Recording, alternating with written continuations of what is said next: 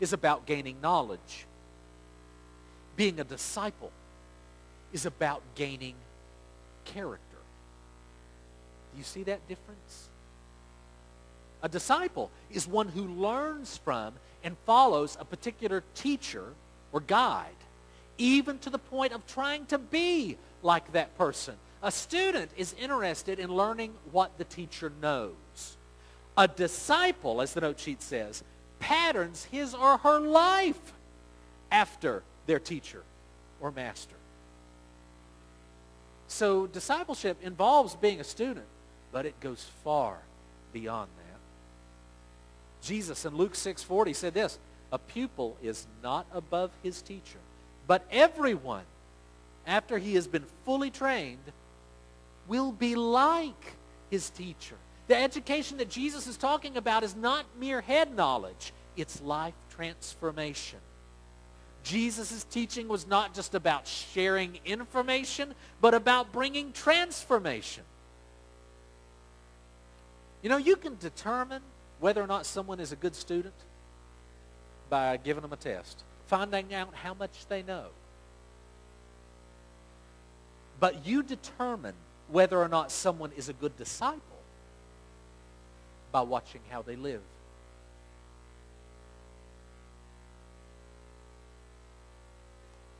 So having said all this, let me ask you this question. When it comes to learning from Jesus, when it comes to following Jesus, are you a disciple or are you just a student? They're not the same. Which one are you?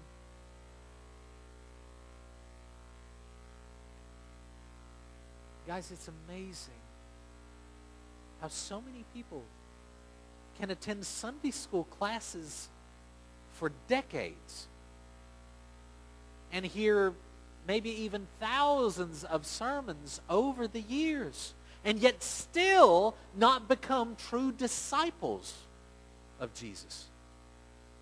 Oh, they're students. They've learned a lot. But their character hasn't really changed. It's just going here. It's not getting into here.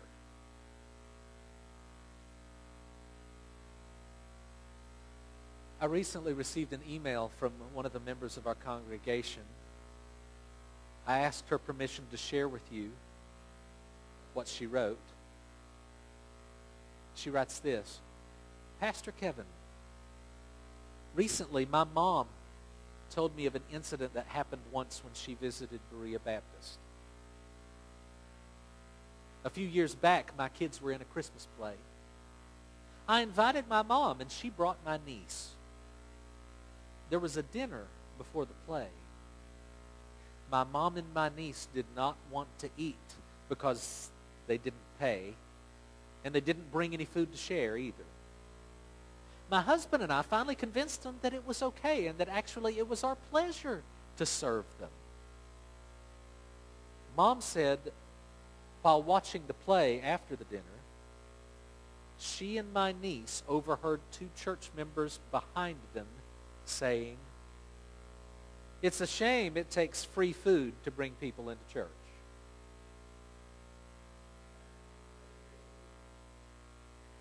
Mom said she and my niece were embarrassed, and my niece actually sank down in her seat. And then this church member included this poem in the letter. Drop a stone in the water. In a moment it is gone. But there are 100 ripples circling on and on. Say an unkind word this moment. In a moment it is gone. But there are 100 ripples circling on and on. Say a word of cheer and splendor. In a moment it is gone. But there are 100 ripples circling on and on. And then she writes, the ripples in this situation were that my mom was not impressed with Berea Baptist. My niece does not want anything to do with church to this day. And my sister and the rest of her family have no desire to even visit Berea Baptist. I thought we were supposed to be fishers of men, not polluters of the sea. And then she finishes the email with this statement. You might wonder why I'm mentioning this now. Easter is quickly approaching us. Berea Baptist will undoubtedly have many visitors. I hope that the ripples that we create leave each person glad that they got up, got dressed, and came to not just any church, but ours. Well said.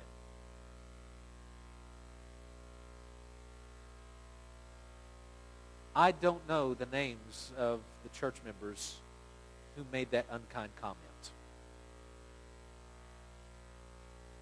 But you know what? I'd say it's probably a pretty safe bet that they've been to many Sunday school classes and heard who knows how many sermons. They may even be fairly knowledgeable in regard to the Bible. In other words, they might be good students, but at least on that night, in that situation, they were very poor disciples. Do you see the difference between being just a student and being a disciple of Jesus? When it comes to learning from Jesus, when it comes to following Jesus, are you a disciple? Or are you just a student? When it comes to following Jesus, how much you know is not nearly as important as what kind of life you live. When Jesus called his first disciples, he didn't say, come learn what I know. What did he say? He said what? He said, follow me. You see where I'm walking? You see the way I'm walking? Get in line. You go where I go. You do what I do. We're not just talking about information. We're talking about lifestyle. Does the way you live reveal that you are a disciple of Jesus? What about the way you treat people who aren't like you? People who maybe can't pay for a meal at church. Or what about the way you prioritize your time? Or what about the way that we spend our money? Does that show that we are disciples? Or what about the way that we respond when someone hurts us? Well, that's a big one, isn't it? Or how about the way we behave sexually? What about the way that we use the internet when no one else is looking? What about the way we keep our promises and honor our commitments? What about the way we treat our family? What about the way we respond to the needy?